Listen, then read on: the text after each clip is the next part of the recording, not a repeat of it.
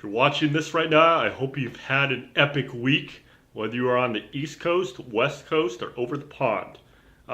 Today for the Daily Sam, I want to spend a couple minutes talking about advice to your 16-year-old self.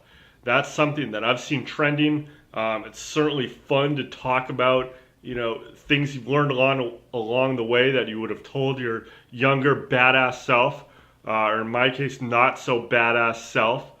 So a couple things if I was talking to a young Sammy Freimer. One would be if you're pissing people off, you're doing something right. I'm not talking about being annoying. I'm talking about if you're in a job and you have an older coworker and you find a more efficient way of doing something or you're working harder, that's probably going to upset them a little bit. You've disrupted what they've done forever. So that's a good reason to piss people off, okay?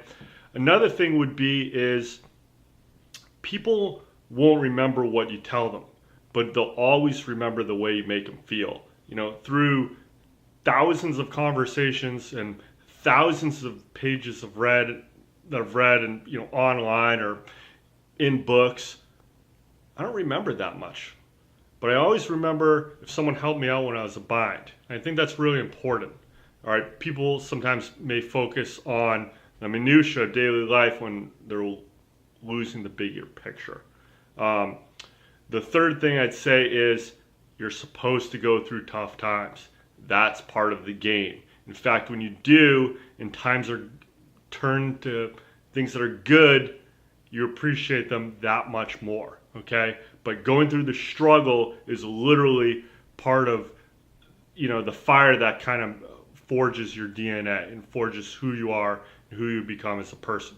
So keep on trucking, go through the fire, and that's how you'll build your future self. Hope you guys enjoyed this. Have an excellent weekend. Talk to you soon. As always, choose your attitude.